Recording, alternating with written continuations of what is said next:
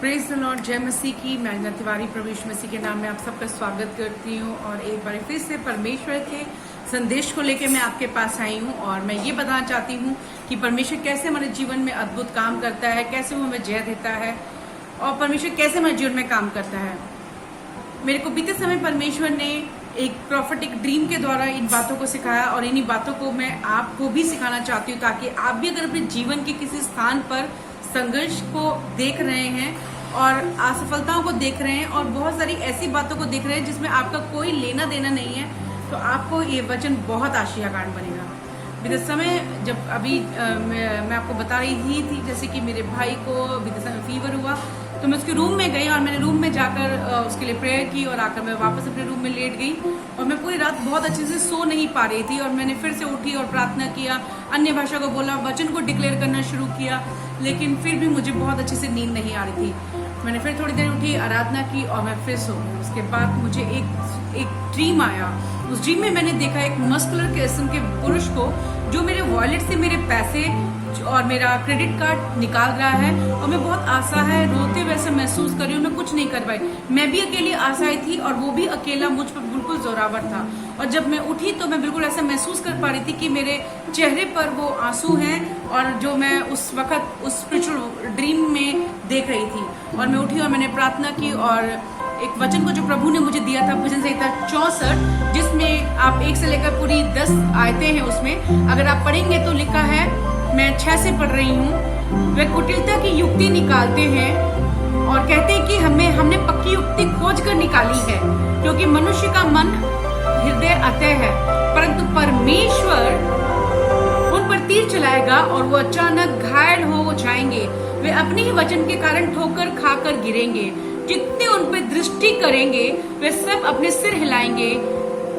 जितने उन पर दृष्टि करेंगे वे सब जान लेंगे, वे सब अपने सिर हिलाएंगे। तब सारे लोग डर जाएंगे, परमेश्वर के कामों का बखान करेंगे, उसके कार्यक्रम को भली भांति समझेंगे। धर्मी तो यहोवा के कारण आनंदित होगा और उसका शरणागत होगा और सीधे मन वाले लोग बड़ाई करेंगे। यशायाह 54 के 17 में लिखा है, हर एक वो जबान जो तेरे विरोध उठेगी वो खंडित की जाएगी, वो तुझ पर जय नहीं प्राप्त करेगी, क्योंकि जय यहोवा की है, जय धर्मियों की है। जब धर्मी लोग अपने इन समयों में आनंद करते हैं, जय करते हैं, परमेश्वर के वचन को डिक्लेयर करते हैं, तो जय यहोवा की ओर से आती है। यही कारण था कि दाऊद हथियारों से लस्त तो नहीं था, कद में भी छोटा था गोलियात से, लेकिन उसने गोलियात की तलवार से उसका सर से धड़ अलग कर दिया था। और हम देखते हैं कि कैसे बड़े बड़े योद्धा लोग इस पूरे एरिया में बड़ा सन्नाटा था, सब लोग बड़े परेशान थे कि कौन गोलियात को मारेगा। जो शस्त्र और अस्त्र नहीं कर पाए, वो उस परमेश्वर के उस सेवक के द्वारा, उस बच्चे के द्वारा, उस औरत में कहूँ तो शत्रु का खात्मा किया गया। उसने उस वचन को बोला कि यहोवा तुझे मेरे हाथ में कर देगा, यहोवा तुझे मेरे हाथ में कर देगा और मैं आज ही तेरी तलवार से तेरा धड़ अलग कर दूंगा।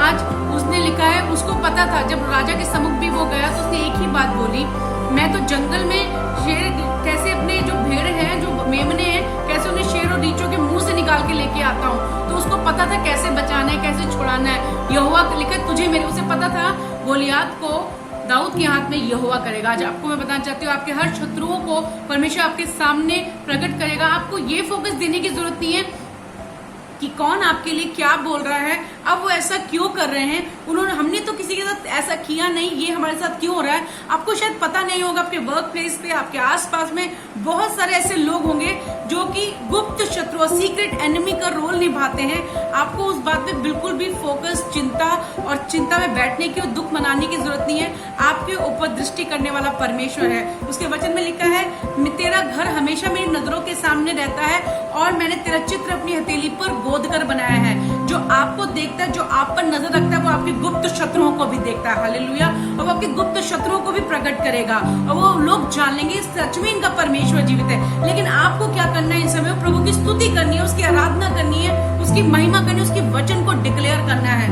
फिर हमने पूरे परिवार ने इस वचन को डिक्लेयर किया और बहुत ऐसी चीजों को जो हमारे जीवन में मुश्किलें आ रही थी, हमने उन मुश्किलों पर जय प्राप्त करी।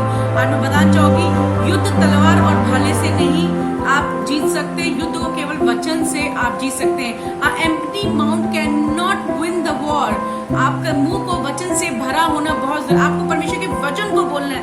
जब वचन वचन को बोलते हैं तो परमेश्वर के आत्मिक वचन के द्वारा लिखे वो अति वेग से दौड़ता है, ना तो उसके विरुद्ध में ना बुद्धि युक्ति योजना कुछ नहीं चलती है। और यहोवा का वचन आपका छुड़ाता है, आपको बचाता है, आपका मार्ग का दीपक बन जाता है। और यही कारण है वो आपके सीक्रेट एनिमीज को जानता है, जिन्हें आप नहीं जानते उन्हें परमेश्वर जानता है। इसलिए इस बात में बिल्कुल खेदित, दुखित और चिंतित ना हो कि अरे मैंने तो ऐसा कुछ किया नहीं, मैंने तो ऐसा कुछ कहा नहीं, वो ऐसे क्यों हो गए, वो मेरे साथ ऐसे क्यों बिहेव कर रहे हैं। आपको कुछ भी फोकस करने की जरूरत नहीं है।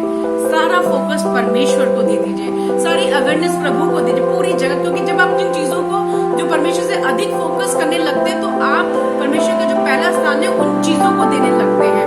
लेकिन इस वक्त आपको क्या करना है, बीते समय में याद कीजिए परमेश्वर ने कैसे बचाया, कैसे छुड़ाया, कैसे जब सब चीजें आपके विपरीत में थी, आपके विरोध में थी, आपके पास कोई उम्मीद नहीं थी, कैसे परमेश्वर ने आपके जीवन में काम किया। वही परमेश्वर आज भी वही है, वही परमेश्वर है, वो आपके जीवन में काम किया। उसके वचन की घोषणा करें। लेकिन प्रेयर ही हमारी prayer for the deliverance from the secret enemy. जिन्हें आप नहीं जानते उन्हें परमेश्वर जानता है, जिन्हें आप नहीं पहचानते उन्हें परमेश्वर पहचानता है। परमेश्वर उन्हें आपके समक्ष प्रकट करेगा। लिखा है सब लोग देख कर डर जाएंगे, भली भांति जान लेंगे कि ये काम तो परमेश्वर ने किया है। क्योंकि उन्होंने तो पक्की युक्ति निकाली, पक्की योजना निकाली कि आप खड्डे में, पक्की प्लानिंग की है कि आपको स्पॉइल कर दे, पक्की प्लानिंग की है कि आपके साथ कुछ भी अच्छा ना हो, पक्की प्लानिंग की है कि आपके विरोध में ही सब चीज चले। लेकिन वो भूल गए कि यहोवा आपके साथ है, आपके विरोध में नहीं। और परमेश्वर जब आपके लिखा धर्मी लोग यहोवा के कारण आनंदित होकर उसके शरण में रहिए। प्रभु की शरण में रहने का मतलब है spend time with the Lord, speak his word जो उसने आपको दी है, उस अथॉरिटी को यूज करें। क्योंकि अब हम बेबी मसीह नहीं है, अब हम ग्रोन अप हो चुके हैं। क्योंकि जब प्रभु ने मुझे इस ड्रीम से पहले एक वर्ड शब्द दिया था, परमेश्वर ने मुझे शब्द दिया बिलीवर्स अथॉरिटी, विश्वासियों के अधिकार है। विश्वासियों का सबसे पहला अधिकार है वचन के द्वारा जय प्राप्त करना। और मैंने जब इस बात को बोलना शुरू किया तो मैंने एक बदलाहट को देखना शुरू किया। ये बिल्कुल उस तरीके से जब आपका बच्चा 1 या 2 साल का होता है तो आप उसे ये नहीं बोल सकते किसी को नमस्ते करो, किसी को हेलो करो, किसी घर की चीजें मत छुओ, किसी के इस एरिया में मत जाओ। लेकिन वही बच्चा अगर आपका 17-18 साल का होता है तब आप उसको जरूर बोलते हैं कि किसी को नमस्ते करना है, किसी को प्रेज द लॉर्ड करना है, किसी को प्रणाम करना है, या उन एरियाओं में नहीं जाना है। क्योंकि अब वो वैसे हो चुका है और आप उससे चाहते हैं, आपकी अपेक्षा ये है, आपकी इच्छा ये है कि अब आपका बेटा या आपकी बेटी मैच्योरिटी के साथ बिहेव करे। जब आप अपने अधिकारों का इस्तेमाल करते तो you become a mature son and daughter in the kingdom of God. आप शत्रु की योजनाओं को करने, वो तो आता ही चोरी करने, घात करने, हत्या करने, लेकिन उस हत्यारे को नेस्त नाबूद करके उसकी सारी योजनाओं को विफल करने के लिए सिर्फ आपके पास एक ही शस्त्र है, वो है वर्ड ऑफ गॉड।